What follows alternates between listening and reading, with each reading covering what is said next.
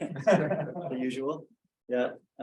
So we're with the BCGS. If anybody doesn't know, we're a nonprofit society promoting geophysics in BC. We put on monthly talks, and right now we actually have a internship program. If any companies are interested in hiring summer students, we're looking to set you up with interns. So yeah, I'll turn it over to Graham at this point, and thanks for coming. Great, thank you. Thanks for the invitation. Pleasure to be here. Yeah, let's talk about structural geology, geophysics, integrating them, creating more value than if they were analysed and used apart. So I'll advocate that geophysicists and structural geologists should be working a lot more closer together in frequency, but also closer at the workstations. That's because we're trying to create more value for our industry. I'll show you some statistics later on how maybe we can improve our success rates as an exploration and mining industry. The presentation will be in 3 parts. The first part will be how geophysics and structural geologists work together in a different industry, and just a quick look at the value and some of the products they're able to create. And the second part will be what challenges we have. We have to go and explore for minerals and then mine them underneath sediment cover. It's not as easy as it used to be with the mineral deposits at surface. They've all been found. And so we can take some analogues from another industry. And the third is a case study from Australia in 2021 that was led by Southern Geoscience Consultants. And we will show you how we combined structural geology with the geophysicists to test hypotheses, first at province scale, and then zoom into district scale, and then into prospect scale, with the purpose of reducing uncertainty and therefore hopefully adding value at each of those stages of investigation. So I'll just start with another industry where I spent most of my career. I'm not going to dwell on the quality of this seismic reflection data, nor on the quality of the interpretation. It was flawed, it didn't actually balance. But the point of it is that when a geophysicist is sat with a structural geologist together, talking together for weeks at a time, they're able to start doing a lot more than just identifying targets. They're able to start risking them and ranking them first, second, third, favorite, second favorite, which is really, really valuable. The geophysicist alone couldn't do that, and the structural geologist alone couldn't do that. And so the point of this is that the geophysics in this example was used to test hypotheses that were created before the data was acquired. One of the justifications to spend much money on this kind of data is to test a hypothesis that was created by the structural geologists. So thinking more about just prospects or targets, or thinking about plays, which is actually a family of targets, a portfolio that you can start to rank in terms of value, even before they've been drilled. And although this looks relatively easy to acquire this data, we work in a lot of places in the world where the terrain is quite difficult, and therefore the data is costly. We need to really justify that with having hypotheses to test beforehand. This is Iraq, which really didn't help. It made it even more challenging than normal. And a bit of the terrain was like this. And so the vibra-sized trucks can just about deal with this sort of terrain. But much of the terrain looks like this. Huge mountains, calcified limestones at surface, which don't help with acoustic waves. And then when we zoom in, to this area here, where the yellow arrow is, this is what terrain really looks like in a lot of where we're working, a bit like British Columbia, the Rocky Mountains as well. If the company was thinking just about the cost of acquiring this data, vibra-sized dynamite in Iraq, they wouldn't have done it, but they weren't. They were instead focusing on the best way to test structural and tectonic hypotheses, to try and work out where whole portfolios of opportunities could lie under the surface. And so this is very expensive data. You can imagine tens of millions of dollars. But the value that was created was much larger than its cost, and therefore it's justified. And the reason it's justified, or one of the outcomes, should I say, is that there's probably $60–70 million of seismic data behind this geoseismic section, and the structural geologist is given months to interpret it all. The reason for that is because The geoscientists want to know, where should we be drilling? Not in terms of targets, prospects, but which portfolio of opportunities is going to give more value and at enormous cost. And when you're going to spend $70 million on geophysics data, you're going to give the structural geologists months of time, hopefully, to really focus on it, sat with the geophysicist, sat with the engineer. So this was what came out of this exploration program. And what we were doing as geoscientists, we're trying to estimate the size of an entire mineralization system, in this case, the petroleum system, and the depth potential of different targets. This is before actually those were drilled. We're trying to risk and rank our business opportunities. What is worth drilling? What isn't? Which targets are favorite, second favorite, etc. Because then we can start to explain to accountants and strategists about uncertainty, risk. When we go and spend, for example, $60 million on single holes in the ground, we can put it into a regional context. With that, you can use district scale statistics to say, well, if they found this there, what would we find here, etc., etc. And so all this is about decision making. And it's about testing hypotheses, which is great. We can use minimum economic thresholds to not drill that one, or that one, or that one, or that one. Most of those prospects weren't drilled. We were able to say, well, if we want to go shallow and hopefully find some commodities quickly, let's focus only on Pliocene aged rocks, a play, cluster, or portfolio with very similar characteristics. Whereas if we wanted a bigger prize, we'd go and look at Miocene aged rocks, but of course we're going to get down to 4 kilometers deep. What's the risk reward profile before drilling? And then we'd look at other companies and say, well, they spent $100 million on that hole. Let's get to Cretaceous aged rocks. They found nothing. What's the likelihood, the chance that we'd find something in that sort of suite of rocks at 5 kilometers deep? Let's not do that, etc. So the point of this is that the structural geologists and the geophysicists are sat together and they're mandated by their company to help make exploration decisions that are based on expected value, chance of success, portfolios of opportunities, and then project risk before any of them were drilled. And it cost a lot of money, but the value was enormous. And the statistics that come out of that sort of, I guess, logic or mindset, just looking at a company that's much bigger than BHP, that over 20 years only drilled 500 holes, is that 1 in 2 made a discovery, and 1 in 3 were economically viable, they're mineable. 1 in 3. Petroleum exploration across the planet for 5 years only drilled 1,100 holes, exploration size, but with a phenomenal success rate of 1 in 3 being mineable. Most prospects were predicted when we start saying first, second, third favorite. They were predicted to not have a material value on the company's balance sheet. So I'll go back a page. Which is why the majority of these weren't drilled, even though the government was pushing and pushing. They weren't worth it. And what that meant was the companies can focus their limited people on just the best few opportunities, which is great. In comparison, statistic from Rio Tinto, what we do has got a 1 in 1,000 chance of success, 99.9% chance of failing. Admittedly, that's a Rio Tinto sized portfolio and outlook. However, look at those numbers. And I think, what are we missing out on by not integrating more geologists and geophysicists? So that's where I came into the mills industry 5 years ago. What are we missing out on? What value are we putting into the ground when we shouldn't be drilling in those places? So the key message is, I guess, just to start with, we should be integrating what we do, because together they're at the core of an exploration or a deposit delineation program under the surface. We want to ideally be thinking about terrain scale, putting things into context, statistics, chance of success, chance of failure, then districts, then players, then prospects, and then maybe a drill hole at the end of that, rather than the other way around.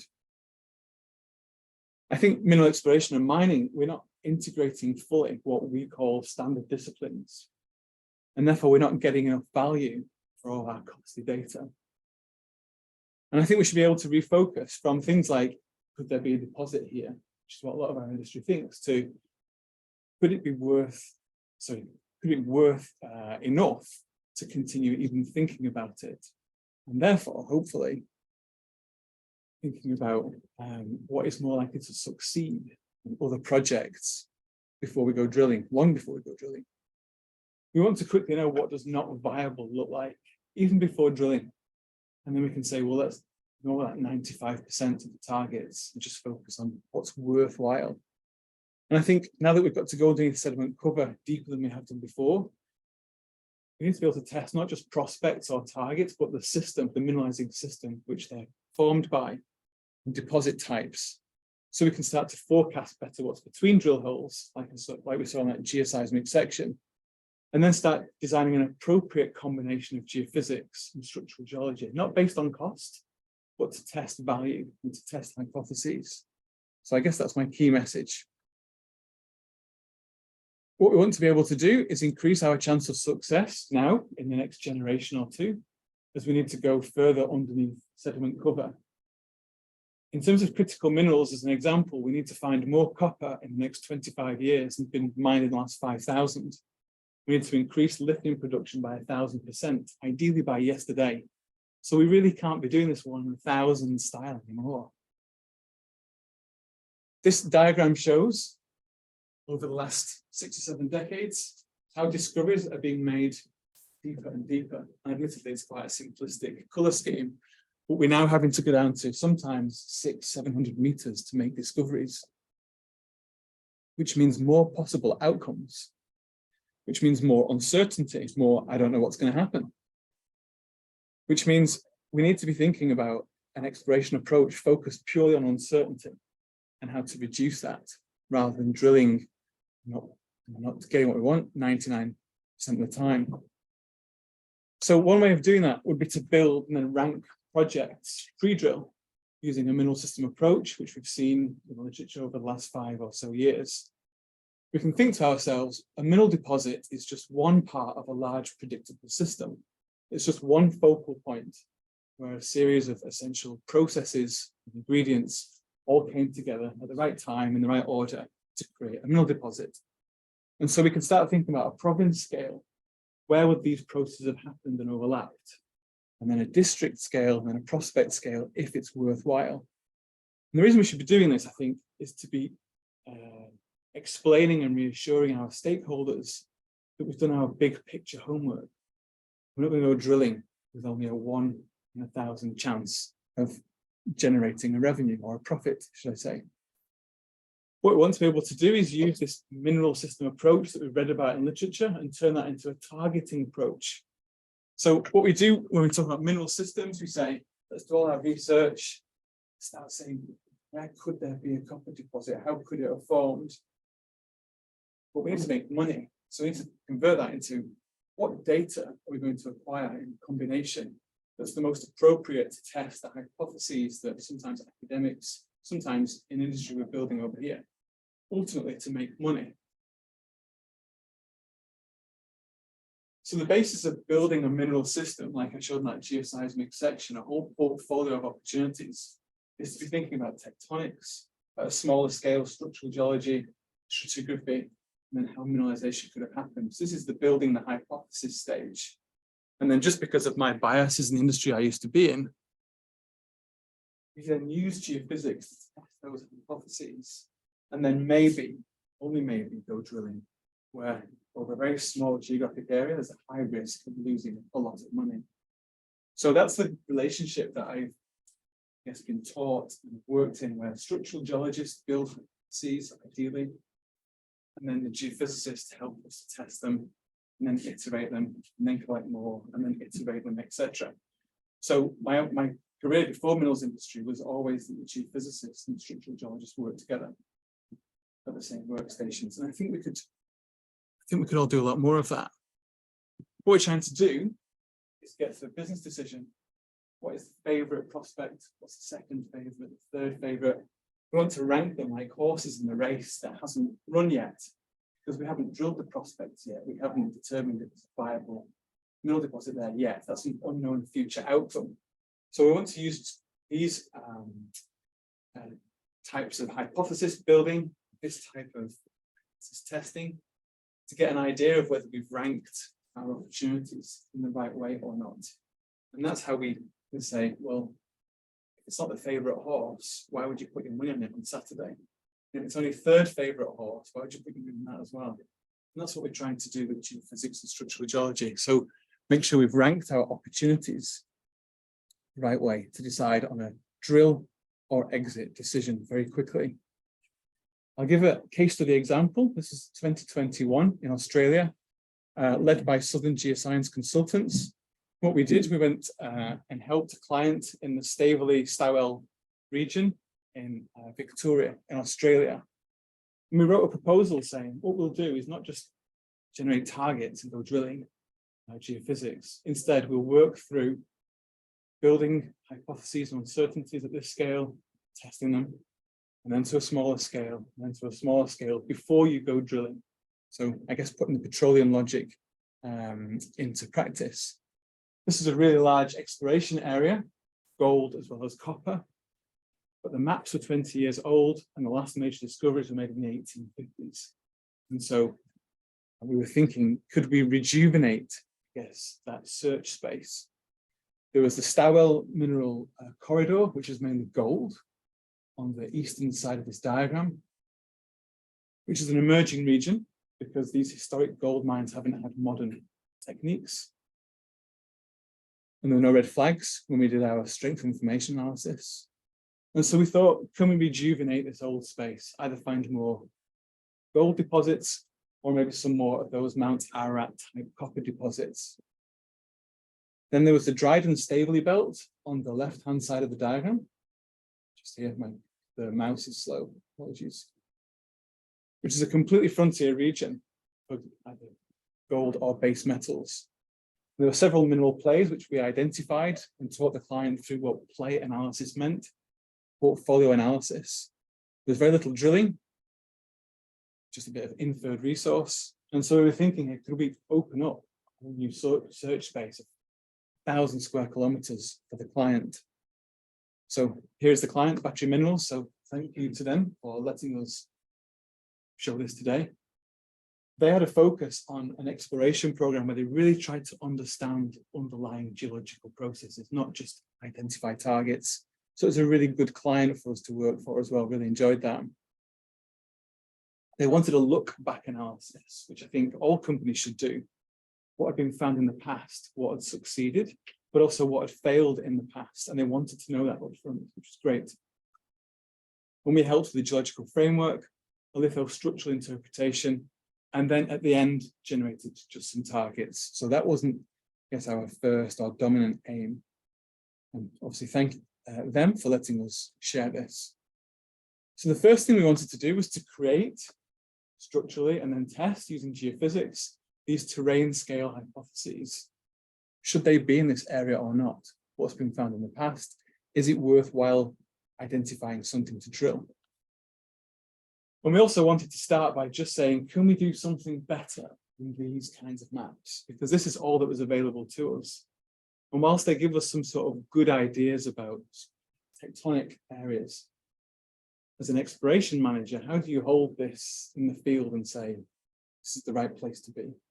So the first thing to do was just get us something a bit more than this to generate, I guess, target areas with. As we know, exploration is a sequential process down through scales from large to small. And the objective is to try and identify and then reduce risks and opportunities. So we started working with the client, talking about the district scale and how for very little cost, this is where we actually add the most value to any project. And the reason for that is because this is where we have the maximum influence whether to continue any project or not.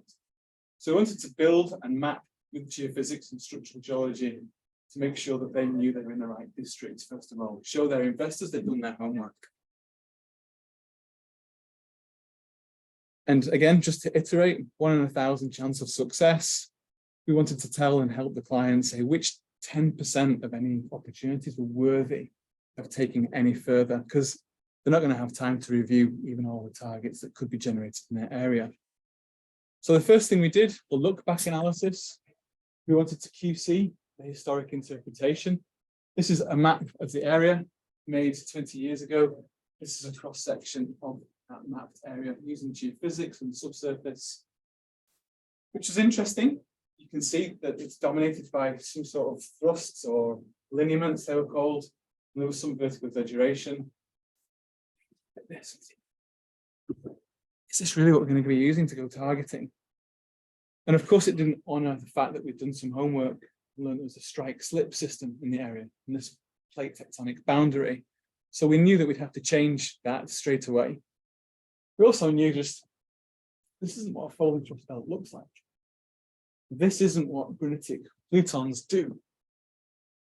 Where are the faults in this fold and thrust belt? When we started to do a bit more homework, look back analysis, we found out that all the gold deposits were in the cores of anticlines or in the hinges of anticlines. So if we don't have a fold and thrust model, then we're going to miss by definition what yielded money in the past. So we're really going to have to think about updating this basically, which is what we did. There's a lot of detail here. It gives people a false sense of confidence that this is what it's really like. It gave a false confidence in the stratigraphy, structures, and the way that structures link. So then as a geophysicist coming to look where you go targeting, there's an overconfidence at the start of the process. And as we saw a bit earlier in Iraq, this is what a fold and thrust belt really looks like. This is what the Alps, the Himalayas, the Rocky Mountains also look like, dominated by folds with only relatively small displacements on thrusts. And so we were able to start telling the client, let's update this, because you're missing most of your targets.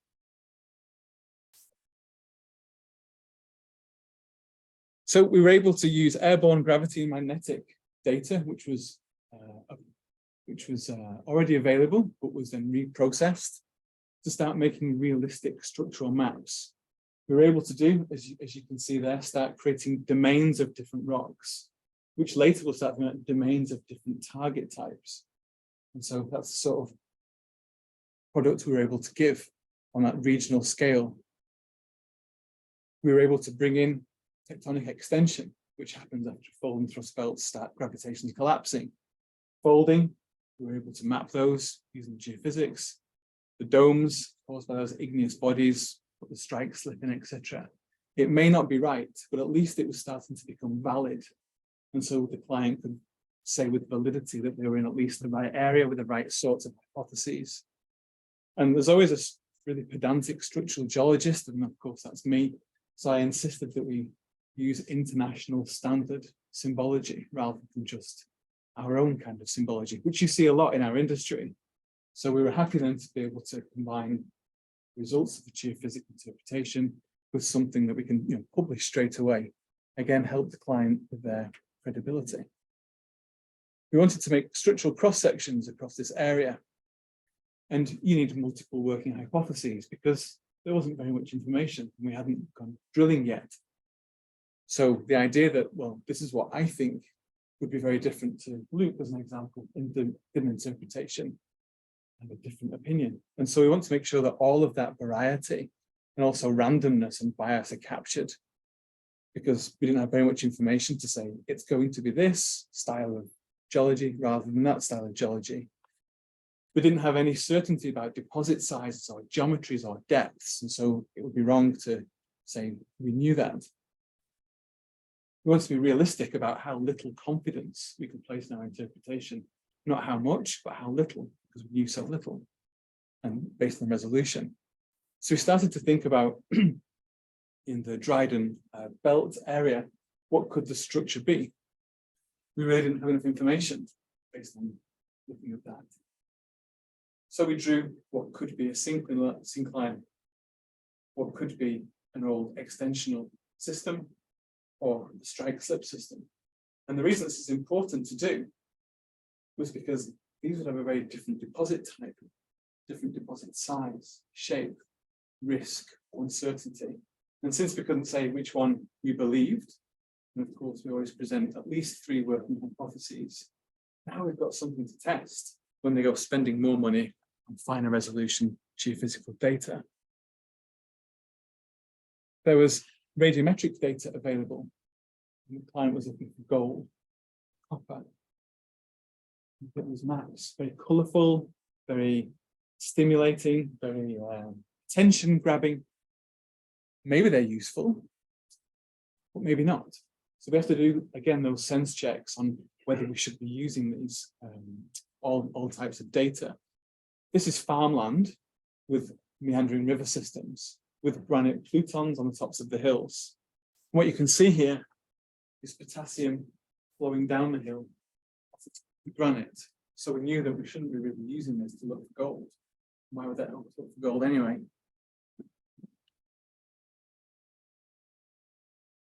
This is a plate tectonic boundary. And yet you could see patterns of uranium, thorium, potassium going across that. So clearly just river systems, not helping us very much. And then potassium is water mobile in river area, and it's also used as a farmland fertilizer in farm area as well. So we're able to explain, just because this looks very stimulating and it may look good in a corporate presentation, you really should not be using this because you're going to create lots of false positives, lots of false certainty. This could erode value, better just to get rid of it, even though we wanted to use as much appropriate data as possible. This wasn't. It would have created more confusion. So the message there was we should only be acquiring information that is appropriate to test the structural and mineral system hypotheses that the client is interested in. We should only be collecting and acquiring and interpreting data that reduces uncertainty. We don't want to create more confusion. In this case, this would have caused more confusion and false positives. We were confident to say, just because it looks good, please don't use it. We looked at that province scale, sorry, metallogenic province scale. Now we're starting to think about portfolios of opportunities, not just target, but which group of targets is worth more in dollars, which basket of eggs or apples as an example. So we want to think now about plays and how to rank them by, again, how favorable they are to create value for the organization. So just step back, what does a play mean? It's a group of genetically related deposits. It's one branch of a mineral system. And that is a really important investigation to do before we start thinking about targets and prospects. I want to know how far and how deep and how much potential money is in a whole cluster of opportunities in a particular rock unit. And therefore, what's the most appropriate geophysics types and combinations to try and see the structural controls on each of those portfolios? Are they fault type deposits? Are they unconformity type deposits? Is there lithologic rather than structural control of the whole group? And then we'll be thinking later which one's worth drilling. What we're trying to do with play analysis is say, what should we focus on? What should we renew our license permit areas in? And what should we relinquish? And so in that sense, we're thinking about this as a casino game, which is what it is. And therefore, we're trying to say, what are the odds finding something, making profit in this layer of rocks rather than that layer of rocks? This is really useful because now we're getting away from cost-based exploration. How much will it cost? Okay, I need to spend the money quick. Towards how much value could be generated if we drill the best of this portfolio. So we're able to do that for the client. We're able to start turning that two mineral systems into possible plays based on the age of the rocks that can host different types of deposit. So we identified where A is a recent aged place, a gold play. We're finding gold nuggets the size of potatoes, like the Ararat gold ore field and also the Cathcart mine. Underneath that layer of rock, there's another portfolio of opportunities, Paleogene aged placer deposits, so in rock rather than gravel. And underneath that layer of rocks, another portfolio of different deposit types, an intrusive gold play of around Devonian times. which one should we drill? Which one could give us more value? Which one should we be spending our money on? We looked at all of the different prospects and mines and recognized 4 more different clusters or portfolios in different stratigraphic depths. Paleozoic aged gold play, Moyston Mine was part of that. Paleozoic possible gold play, where these strike-slip faults were, which is an E. There's a Cambrian gold play, so again, a different mineralization process at a different time in Earth history, a different portfolio again, with the Magdalene, which is 5 million ounces. And then a Cambrian copper play, Mount Ararat VHMS deposit. Now we can start saying, if we've got one example of each play working, what other opportunities like this existed in those rocks elsewhere? So if we're looking for VHMS deposits, where do we find Cambrian rocks? And what type of geophysics should we be using to find copper in those kinds of rocks, etc. Now we can start to rank our opportunities, but also our decisions. That was the play scale. And now we start to think about individual target areas. Which of these plays was the company most interested in? Where do they think we can get some money at relatively quickly? So only now are we ready to start thinking about targeting. What happens with targeting is because it's down at kilometre scale, cost per square kilometre is very high. And yet you get very little influence on your strategy, whether you should be there or not. It's the value of doing the larger scale analyses. So at this scale, we're trying to think about not just let's identify targets, but how do we rank them? Again, first, second, third favorite, as if they're horses in the race that hasn't run yet in the future. And again, what's the most appropriate geophysics to try and see the controls on those Paleogene rather than Devonian, rather than Cambrian aged rocks? What are the deposit types? Where are we going to find them? Is it related to faults, different folds, etc.? And the reason that I keep emphasizing portfolio of opportunities is because most will fail. We saw that statistic of 1 in 1,000 in our industry, 99.9% will fail. So we have to be thinking about the portfolio rather than just about the targets. We're making our decisions based on the portfolio. So what we're able to do is start talking about folds, which we identified, and deposits on the flanks of them. So then start helping the client to be thinking through where could be an area to start acquiring more data down at that kilometre scale resolution. We had to put a geological model and a structural model forward to justify them spending money here, not just on a geophysical anomaly, but on a testable hypothesis, which is great. We also made sure that even at prospect scale, we were bringing in knowledge that we have from other accretionary prism areas, other plate boundaries and other fold thrust belts. Because you need benchmarks and analogs. Where else does this hypothesis work? Graham's hypothesis is nice, but where else does it work? Where else is it proven? We reprocessed gravity, magnetic data, and we were able to say this was appropriate for what we were trying to do, whereas the radiometric data really wasn't appropriate. We were able to generate anomalies based on a new structural model, the one that you'd expect in a fold and thrust belt.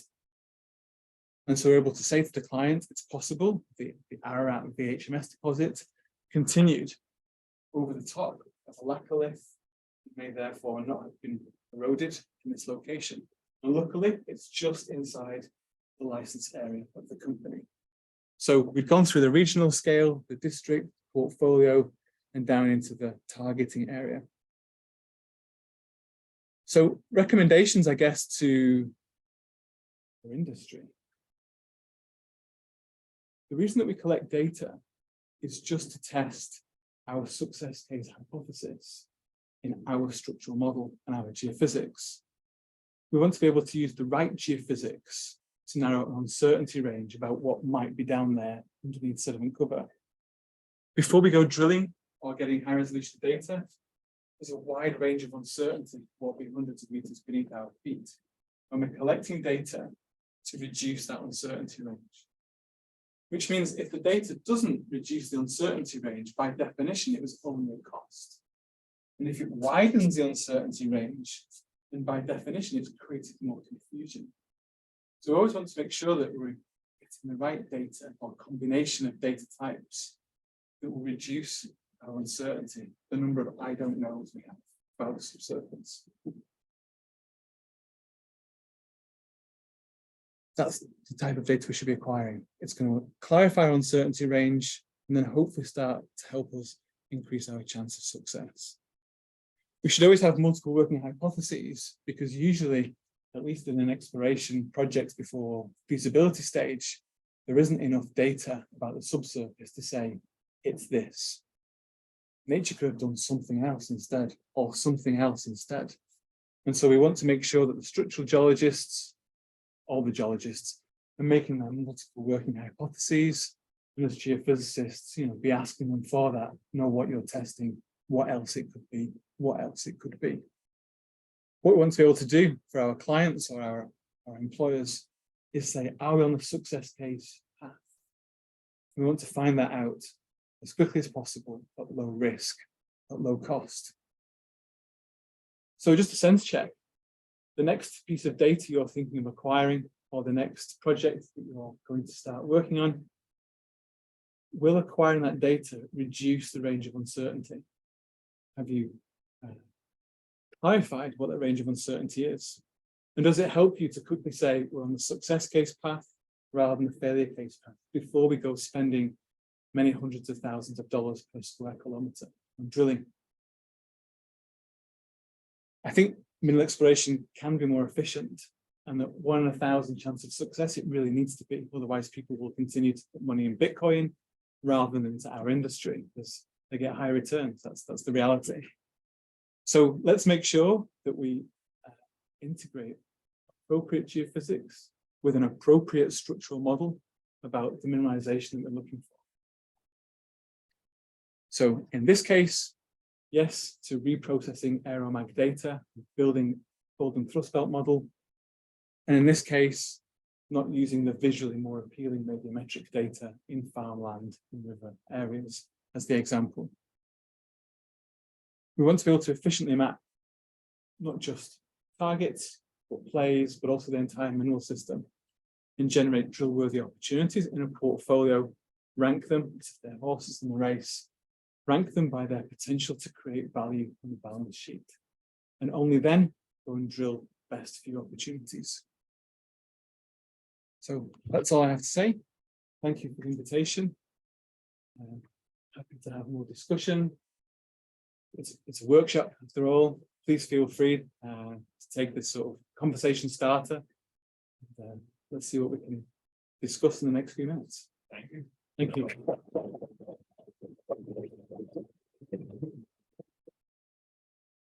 First question. So you provide fairly compelling arguments for geophysicists and structural geologists to work together. As a structural geologist, how would you like to be approached to start a conversation?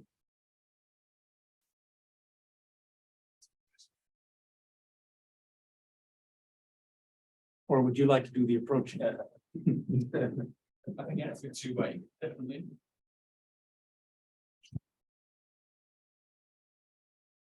I'm thinking about the cost of acquiring data. I'm thinking about the cost of processing and interpreting it.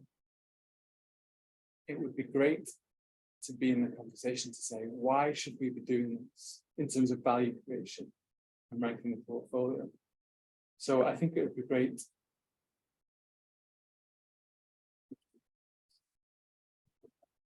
Take your time.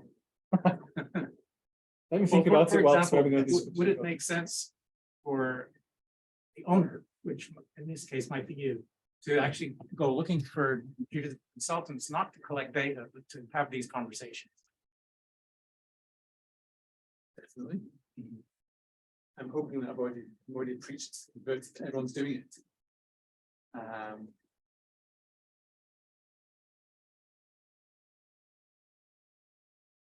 I think the exploration company needs to start a conversation because it's their money ultimately. It's their stock price maybe that is affected. They should be starting conversations, the geophysicists. Have you spoken with the structural geologists yet? and to the structural geologists, you speak to the geophysicists. I've got an example. I've got a friend who used to be an exploration project geoscientist, and his manager used to tell him, when you sat at your desk, you're supposed to be talking all day. I don't want to see you sat at your desk. You should not be at your workstation or to check emails occasionally, because you need to be talking to everybody in the team, make sure they're all working together. He was very clearly reminded that his job is not to sit at a desk, but to stimulate conversation. Maybe there should be a role of each person of the exploration companies to be doing that. Just checking if the structural geologists, geophysicists, and geochemists and etc. should be working together. I'll come back to your question later. Yeah, it might be tomorrow, actually. Like I said, tomorrow. But it's a great question. We come together in conferences, we form networks, and it's those kind of settings where we can ask these type of questions where, hey, I've got this interesting kind of problem. It'd be nice to get a geophysical or a geochemical or a structural interpretation. What are your thoughts? But also with the confidentiality that's always involved in these things, it's difficult to have those conversations without being vague, but think of interesting things to talk to each other about. Say, hey, this is something I saw. What do you think? I think better than that if it was just automatic. I'm a structural geologist. Before 10 a.m, I'm going to make sure I've spoken with a geophysicist. I've checked what they're doing. He's checked what I'm doing, or she, and we're starting to build or refine that hypothesis. Just automatic. I went to university where it was about hard rock geology. There wasn't any geophysics course, and therefore I never got to speak to them. I know what geophysicists did or were, or who they were. It just wasn't automatic. It wasn't automatic until my CEO was telling me, why aren't you speaking? What's the geophysicists? Job.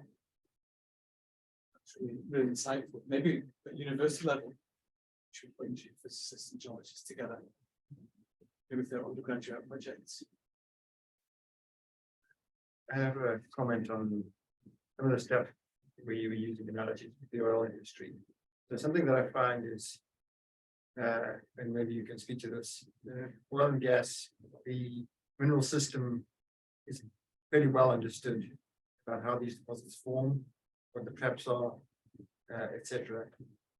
There's a lot of argument in geology, hard rock geology, about mineral systems and about what individual mineral system even is for specific deposit types. And on top of that, you have so many different deposit types, right?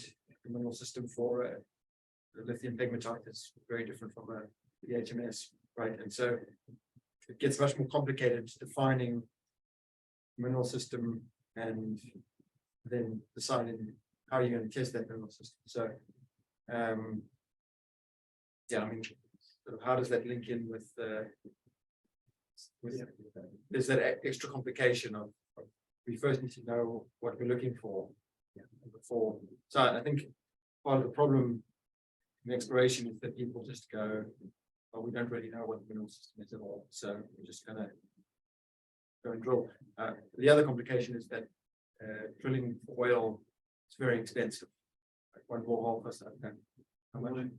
Yeah, so diamond drilling is a lot cheaper, and RC drilling even cheaper. So it becomes more of a, it's just poke a few holes in, because if you weigh up the cost of a drill hole in hard rock exploration versus some of the other techniques, it's kind of like, okay, well, we could drill a hole, or we could do some geophysics, right? So the cost is not the same. I think what happened in the petroleum industry up until the mid-1990s, it was deposit scale focused, it was prospect focused. So let's say 20 square kilometers, but it lost so much money, so much value was destroyed. For every dollar spent, less than a dollar was created. The big investment houses, big pension funds, government said to change the way of doing this. You can't continue. Chance of success, low chance of success at high cost. And so the entire industry was forced 30 years ago to completely change its way of thinking. So it was forced to do that by By finance. divestment. It was by pension funds, governments, biggest banks saying, we're not funding this thing with that low chance of success. And so people were forced to step back by the banks, I guess, to say, how do we build a system that's predictable? A bit like a tree with branches and twigs and fruit on it. How do we make this predictable so that we don't go biting every apple? Most of them are sour. Yeah. We just say this is the right tree, that's the wrong tree. And so it's called play-based exploration. Came out of it. What that meant was most of the companies said, we're not going to drill most of these prospects. We need to understand the system. There is the petroleum system, the mineral system, but there are still probably 30 to 40 trap types and deposit types of petroleum. There's light sweet oil, asphalt, sour gas, there's onshore, there's offshore, there's in limestones, there's in igneous rocks, there are billion barrel rocks and the fact systems. It's just that people were forced to spend years of their life working on the system. I'm going to guess half petroleum geologists have never drilled anything in their entire career. Not a single hole. Never worked on a rig. They've never seen outcome of what they're building with the ocean. So we have to turn district scale into a casino game and learn the systems, but really learn rocks. What if? And that really helped because then, yes, the petroleum system is understood, but not offshore Brazil drill holes. It's still completely new. What rock types are, what trap types are, what deposit types are, oil, gas, asphalt. So there's still a great unknown in a new area. You have to just say, so what if? You build that hypothesis, because you spend that $100 million on a single hole. The accountant is saying, got a 1 in 3 chance of success, otherwise you're out. So it's really interesting exercise. A lot of effort was made to build systems, plays. Each prospect is unique, truly more in copper or in nickel or in nothing. But the underlying system isn't. Uses a lot of probability to predict what it will look like in a complete control area. And so the petroleum geologists at master school level are having to learn about the casino game. And they're having to learn about the systems, the plays, and how to rank opportunities when the majority of them may never drill anything. Not even once. It's just thinking it's the casino thinking rather than blackjack, rather than the game, the entire casino. And that was what we had to do. And as a geologist, structural geologist, I'd go into a meeting. And the bosses would say, where do you want to drill? On that third page, I want to drill here. I think it's a great place if you can find oil. What's your chance of success? What are your uncertainties? What are your biases? What is it better than? What is it worse than? Etc. etc. It was all just a casino game question. We had sometimes the system very, very well. Otherwise, there's no justification to spend that kind of money. It's really interesting. So in the minerals industry, if we can just say, what do the lithium systems look like? What do the gold systems look like? Systems look like? And then you can look at an area and say, what's the chance of finding one of them? And if you did, what's the chance that that one's better than that one? It's really interesting. I think a lot of geoscientists would see. There are whole departments that were at mineral system scale. Another department at place scale. And another department at prospect scale. You had to work through that process of scale. What came with prospect scale had to be justified, peer reviewed, assured, tested through the casino games before it gets to the prospect scale team. And that was just the automatic mindset. It's really interesting. I think we could do that. I think the big mining is they're not doing that too. You think there could be a space for geological surveys to kind of play that role? At least the easy part in like the big stuff, because they're already acquiring all the geophysics, they are the maps, the geological maps, but they kind of like no. Yeah. I would say not. I've worked for a geological survey and I've worked with fielders with not enough budget. It's taxpayers' money. So it's spent on updated map sheets. Golden triangles attractive this year. Let's put golden triangle this year. It's very reactive. Just my own experience, just a few geological surveys, they're reactive. Hopefully not the BCGS one. There's just not a lot of money there to do that.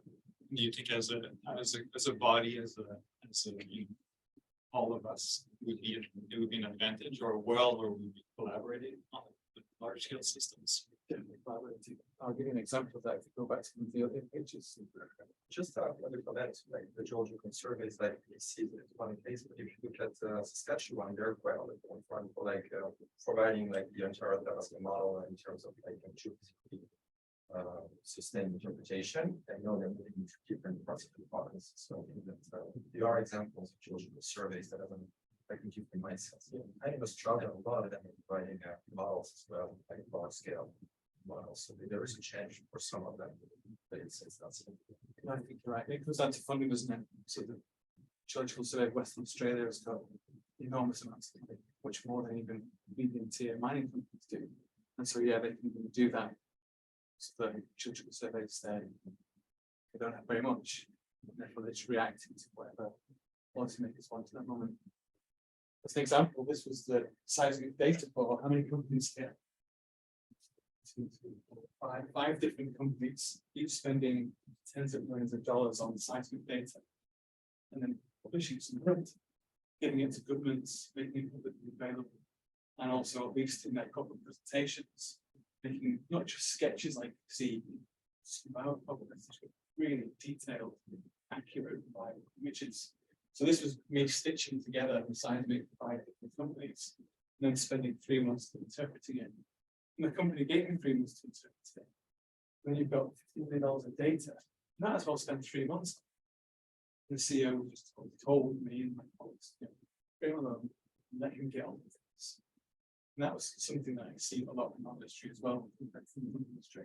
There was time to build 3 different hypotheses and sit with the physician geophysicists, sit with the drilling engineers, iterate version 16 interpretation.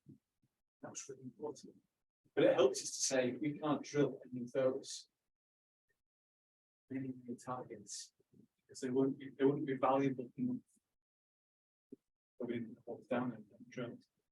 That was important. Well, collaboration, willingness to share data, really, really important. We can all do that a bit better, not we in the room, but we as an industry. So we can all get regional context. Speaking of time, it seems that with a lot of exploration companies, you sort of have to convince them to take the time for preparatory work before drilling, before mining, whatever else it is. And there's already kind of this push to get going, versus a lot of geologists are saying, well, hold on, if we really sort of take the time to look at this stuff or collect, one more piece of data, then we might have much more value, but there's pushback on that. Given that, have you had or do you expect any resistance to this kind of stuff, or do you think it'll be warmly received? Or gene exploration companies, they have to make sure there's use. Right. It's a competitive market by definition. We've got budgets that have to be spent by particular dates, so there is time pressure. But maybe if time is allocated to just the best few opportunities, or to a particular question, or a particular hypothesis. But again, the oil industry investors are comfortable with risk, uncertainty. They want to see that. The equivalent of an inferred resource in petroleum has to have a P90, P50, P10 scenario. It has to be gone through a Monte Carlo simulation of all the different outcomes, of all the different inputs into the model at inferred resource stage. Because that's what the investors and the market is demanding to see in the corporate presentations. Otherwise, they'll go and look at the exploration company. Oil and junior exploration companies have just as much time pressure, but the markets and the questions for investors are different. There's an expectation. $50 million on seismic, you better be thinking about this. Really interesting. I used to be asked by financial analysts, what was for Sediment oil and gas discovery. What was the P10? What was the P1 scenario? How big could it be? Well, it could be 2.3 billion barrels. Well, that's a P1 scenario. Okay, good. Okay, I understand. Good. And they'd write that down. This junior exploration company is talking about probabilities. That's good. Whereas another company on this line wasn't. And therefore, the investment came here because we were talking about the uncertainty. What we didn't know, we were transparent with what we did not know. The market favored that. And how much time was spent to write down a list of what we didn't know. How we're going to spend $100 million testing it, someone else's money. They wanted to know all those things at inferred research stage. It's really, really interesting. I'd love to be able to see that in our industry. Maybe the investment community needs to change a bit and not be too pressured with news every month. Maybe if they can just hold back a bit. Which reminds me of the inverted triangle, all the early stuff is so hugely important and it gets kind of lost. Or undervalued. Yeah, so if we go back to the diagram I have here, let's just go to there quickly.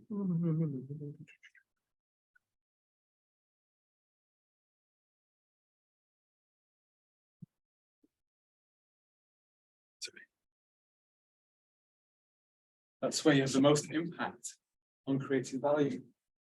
Are we in the right metallogenic belt? Because once you're at $1 million per square kilometer, you have very little ability to change your strategy. It's really important. So, yeah, there are whole departments of petroleum companies that only do that scale. I was in the global basin screening team of a company for a year, and I was in the play analysis team for 4 years. I never got to work on prospect scale for that company in 5 years, because I was always asked to work on the value here. Interesting.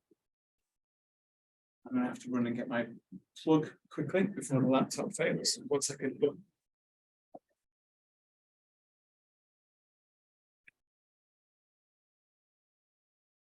Any questions from the online feeds? You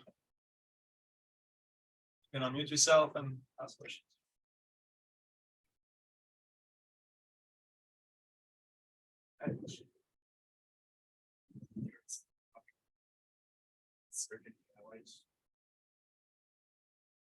To expand on how exactly you're communicating that uncertainty with your deliverables. So is it like a specific probability that you're assigning to every XYZ point on your deliverable, or is it just the whole, like for example, your domain map that you showed there?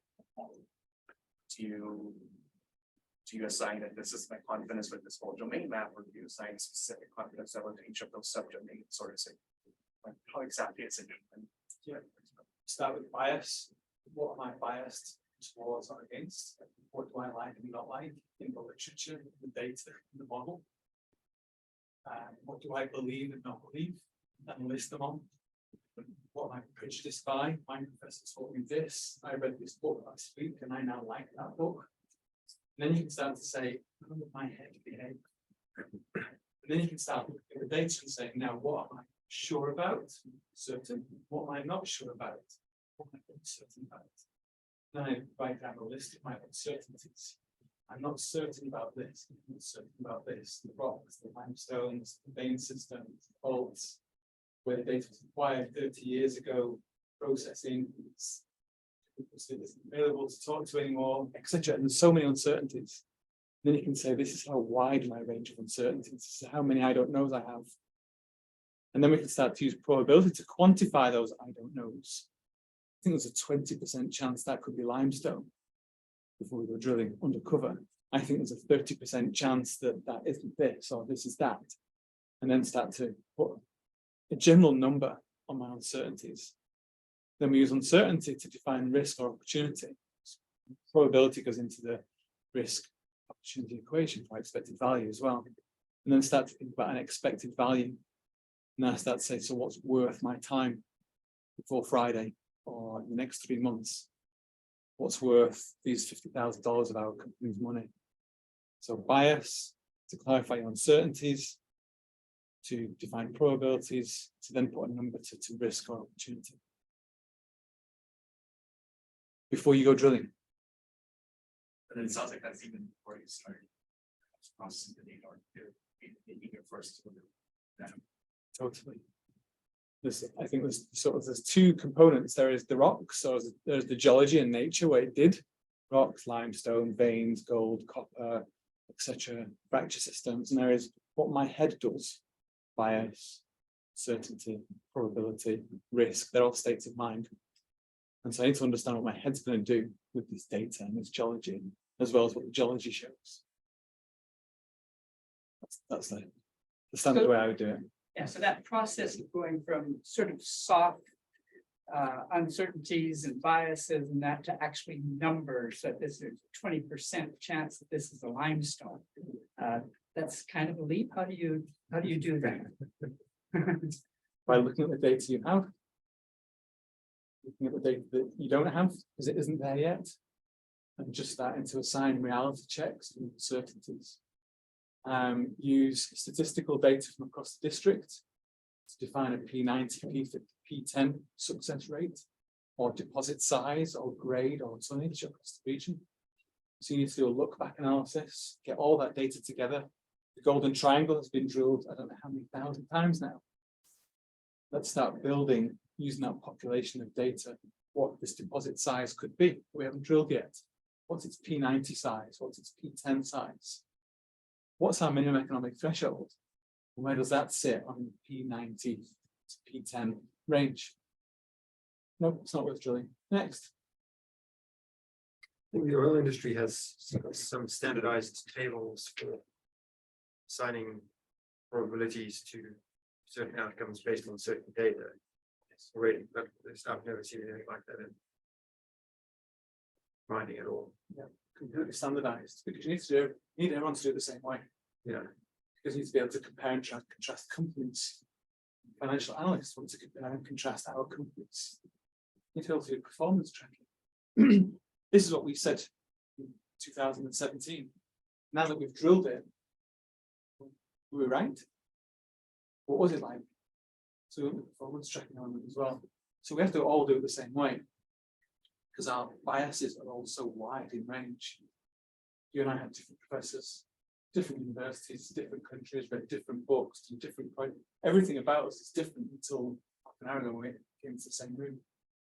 So what would make my hypothesis better, more reliable than yours, or vice versa? We're also biased. We have to remove that bias. It's not being more standardized. That's what Geology did 30 years ago with all geoscience. It's very good. And that's why you only need to drill 200 holes in 10 years. And have a net balance. I guess maybe a comment to the question would be potentially give it a probability and state a reason why giving it a probability, and then as you do this over and over again, hopefully you get better and better at assigning probabilities to outcome. There's no magic bullet, I don't think. So there's usually so much data available in any metallogenic province. To not use that statistic to build probabilities of what the next prospect may hold, is to only use one hand rather than both hands. In my opinion. But this conversation is an argument for building more opportunities to collaborate. And as you said, if you're not speaking to someone, you're not doing your job. And we don't teach people to do things that way. We teach them to get it right themselves. And so this is almost like a culture shift. Chance of getting you right yourself with all your own biases. Right. Very low. Yeah, the work is often very siloed. Yeah. Project. More than it should be. Out of curiosity, you mentioned that things changed 30 years ago in the oil industry. How long did that change take? Started by who was the Maybe 5 years. I think the big comes that all have their own handbook. This is the next way of doing this globally, systematically, so that every single one of us will get the same answer, regardless of business application. It's really important.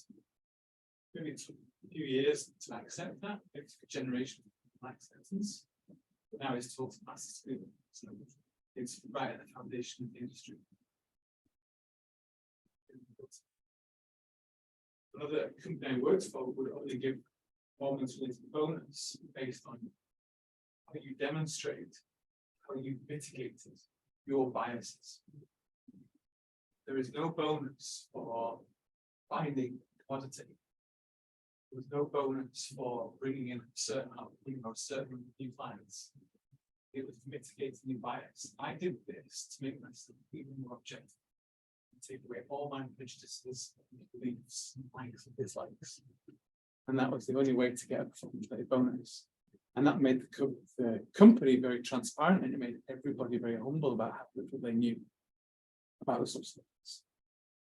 Really interesting. You take a cubic kilometer of rock and you drill it 100 times to 500 meters deep. You sampled 0.001% of the rock mass. How little do you know? Thank you, everyone. I think we're way past the hour. So one more round of applause. And we did not book anything, but as per usual, I think we'll try down under again. Yes. Trivia night. Oh, it's true, down under. So you're the other place. It was Malone's, right? Try Malone's. It's trivia night. Well, is what I am. Thank you, everyone, for joining online.